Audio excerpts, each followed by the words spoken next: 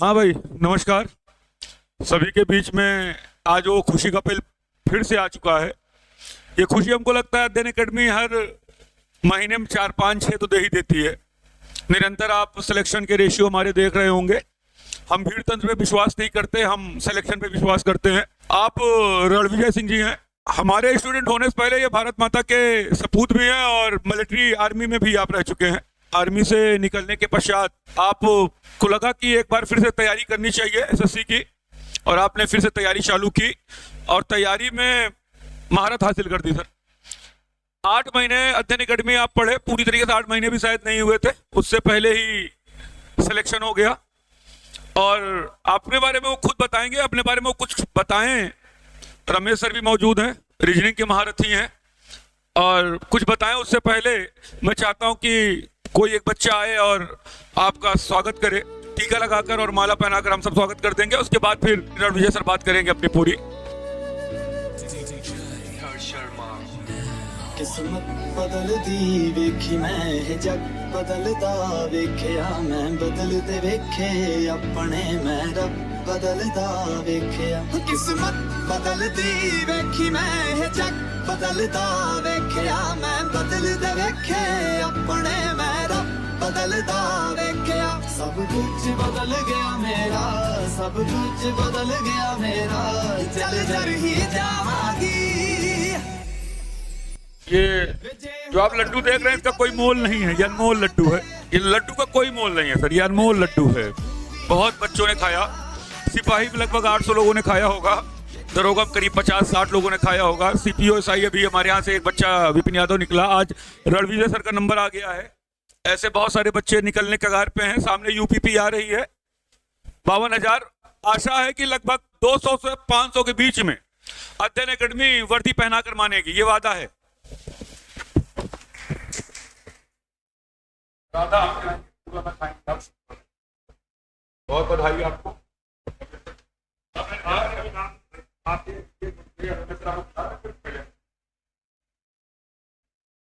बहुत धन्यवाद सर।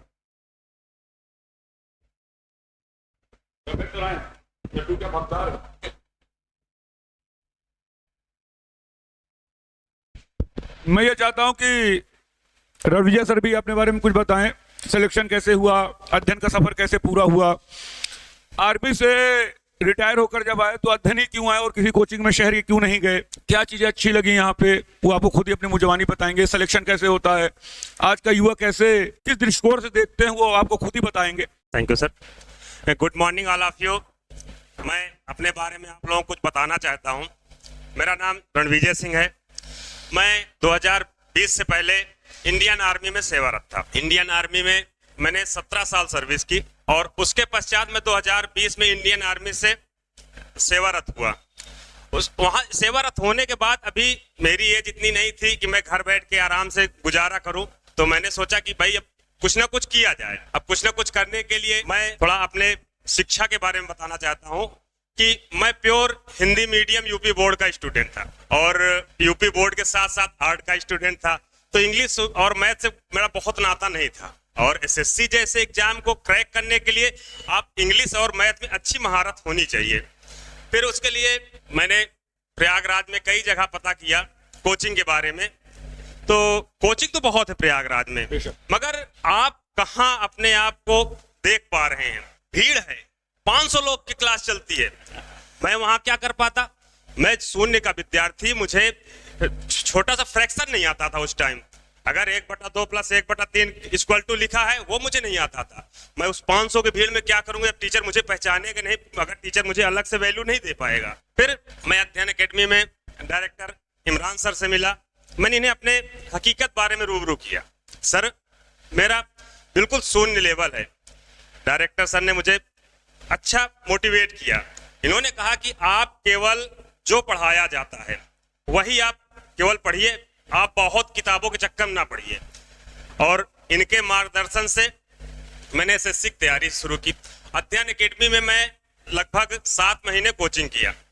7 महीने कोचिंग के दौरान मैंने जो मेहनत किया केवल इनके मार्गदर्शन पे किया। मैंने बहुत ज्यादा किताबें नहीं की। आज भी मेरे घर में किताबों का कोई स्टोर नहीं है। अध्ययन एकेडमी की चुनिंदा किताबें रखी हुई हैं, मगर मैंने उन किताबों को बार बार पढ़ा। किताबें अपने घर में दुकान लगाने से मतलब नहीं है, मतलब ये है कि आप एक किताब को बार बार पढ़ें।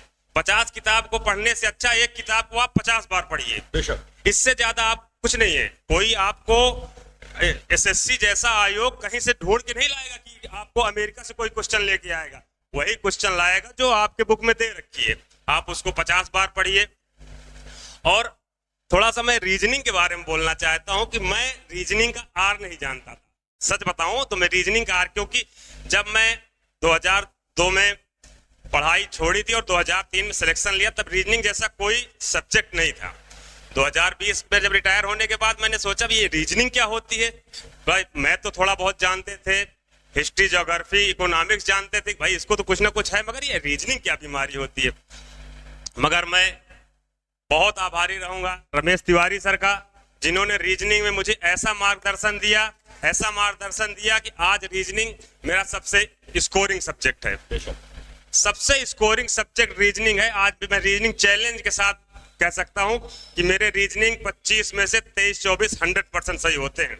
अब आप लोग कोचिंग में आते हैं, आए, कोचिंग पढ़े, घर चले गए। आपने कभी ये नहीं सोचा कि मैं जो मुझे कोचिंग पढ़ाया गया है मैं उसका क्या करना है, रिवीजन करना है। फिर आप कोचिंग का दोष देते हैं। अब मैं बताता हूं कि दोष किसका है। आप लोग कोचिंग में आए, आप यहाँ केवल फ्रेंड सर्किल बनाते हैं, ये हकीकत है। आप लोग कोई बुरा मान रहे होंगे, भाई सॉरी उसके लिए, बट आप लोग कोचिंग में फ्रेंड सर्किल बनाते हैं। मेरा ये अनुभव रहा है, मैं भी कोचिंग 7 महीने किया। मैं देख रहा था यहाँ बच्चे आते हैं कोचिंग के बाहर जाने के बाद घर जाने से पहले वेट कर रहे हैं कि कोई आ जाए और मेरे साथ चले। तो ऐसा नहीं होता है।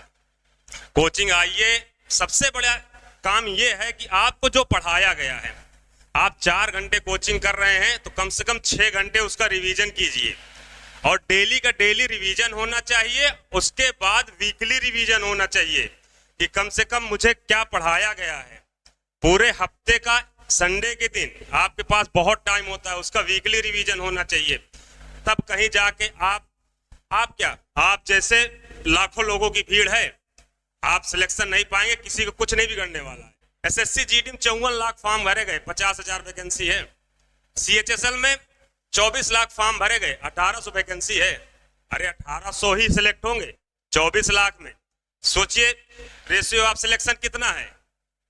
आपको लोगों से अलग करना होगा, भीड़ से आप अपने आप को अलग करेंगे तब आप जाके सिलेक्शन पाएंगे। सिलेक्शन पाना कोई बहुत बड़ी बात नहीं है, बहुत छोटी बात है सर। मैं कहता हूं कि आप 6 महीने अपने आप को बंद कर दीजिए। आप 6 महीने भूल जाइए कि माँ बाप कहाँ है, भाई बहन कहाँ है, दोस्त यार कहाँ है, गर्लफ्रेंड कहाँ है, सब भूल जाइए। 6 महीने आप अपने आप को कमरे में बंद कर दीजिए।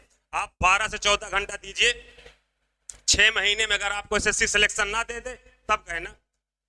सिलेक्शन लेना कोई बड़ी बात नहीं है, आपको इस दुनियादारी के जंजाल से हटना बहुत बड़ी बात है। आप लोग वो कर नहीं पाएंगे। आज की युवा पीढ़ी केवल रील्स और स्टेटस आए हैं। यूपी के लड़कों की सबसे बड़ी कहानी है भैया नेता फलाना सिंह के साथ स्वर्णिम मुलाकात, आशीर्वाद प्राप्त करते हुए। अरे कुछ नहीं रखा यार इसमें। एक बार आप सिलेक्ट तो होइए। भैया जी आपके साथ स्टेटस लगाएंगे, जिसके साथ आप स्टेटस लगाने के लिए तरस रहे हैं वो भैया जी आपके साथ माला पहनाते हुए स्टेटस लगाएंगे कि आज मेरे गांव का लड़का इनकम टैक्स इंस्पेक्टर बन गया सीजीएल क्रैक करके। लोग आपका स्टेटस लगाएंगे। यार आप दुनिया के पीछे क्यों घूम रहे हो। आप लोग ऐसे अपने आप को साबित करो कि लोग आपका स्टेटस लगाएं।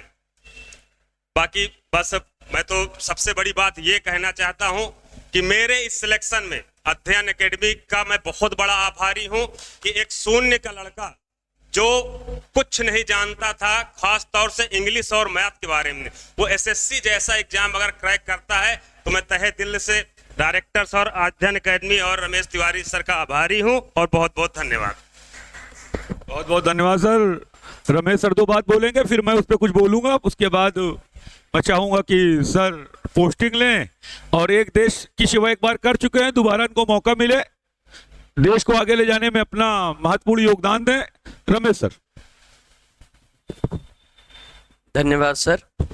पहले तो रणविजय जी को मैं उनकी सफलता के लिए हार्दिक बधाई देना चाहता हूं। और रणविजय जी भले कह रहे हैं, लेकिन रणविजय जी अपने आप में बड़े मेहनती इंसान हैं। रणविजय जी के साथ बहुत से बच्चे पढ़ते थे, लेकिन जो मेहनत मैंने रणविजय सिंह जी के लिए देखी, वो मेहनत मैंने और किसी बच्चे के लिए नहीं देखी। तो रणविजय जी ने जो भी पाया है वो उनके अपनी मेहनत से पाया है। हम लोगों का तो देखिए सब बच्चों के लिए वही सहयोग रहता है, सब कुछ वही रहता है, लेकिन जो बच्चे कुछ एक्स्ट्रा करते हैं वही सिलेक्शन पाते हैं। तो धन्यवाद, धन्यवाद सर। बहुत बेसिक कॉन्सेप्ट ये है कि मुझे जो सबसे ज्यादा खुशी है रणविजय जी से, शून्य से शिखर तक का ये सफर। रणविजय सर भी जब ऑफिस बैठे हुए थे तो मुझसे बता रहे थे कि इमरान सर मैं 45,000 रुपया लगभग पेंशन पाता हूं और मेरे पास ऐसा नहीं पैसे नहीं है, मगर मैं ये चाह रहा था कि जो 23 साल की मेरे जीवन की उम्र बची हुई है इसका यूटिलाइजेशन भारत माता के लिए मैं कैसे करूं, इस देश के लिए कैसे करूं।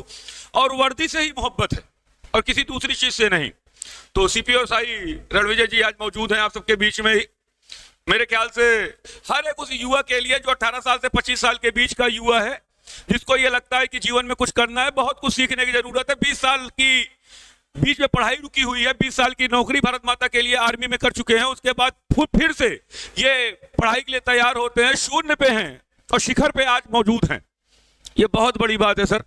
बहुत युवाओं को इनसे प्रेरणा लेने की जरूरत है। हमारी टीम परमानेंट हर एक युवा के साथ खड़ी है। जैसे मैं पहले बता चुका, फिर बता रहा हूं, 52,000 वैकेंसी आने जा रही है। अक्टूबर तक लगभग इसके फॉर्म आने के चांसेस बन रहे हैं। मैं बहुत स्पष्ट कर रहा हूं अध्ययन अकेडमी की तरफ से और पूरी जिम्मेदारी लेते हुए कि लगभग 200 से 500 के बीच में अध्ययन अकेडमी अपने बच्चों को अपनी मेहनत पर वर्दी पहना कर मानेगी। इसमें कोई दो राय नहीं है। मेरी टीम पूरी तैयार है, मेरे टेस्ट पेपर पूरे तैयार हैं, मेरी प्रैक्टिस सीट पूरी तैयार है। हम बिल्कुल वर्क करने के लिए तैयार हैं। 500 घरों को हम एक नई रोशनी देंगे, एक नए रूप में देंगे। माता पिता का आशीर्वाद उनको मिले, गुरुओं का आशीर्वाद उनको मिले, सिलेक्शन से कोई नहीं रोक सकता सर। धन्यवाद सर, आप आए, आप वर्दी पहनिए फिर से और आगे बढ़िए, भारत माता की फिर से सेवा करिए। ऐसी आशीर्वाद है, शुभकामनाएं आपके साथ। धन्यवाद। जय हिंद, जय भारत।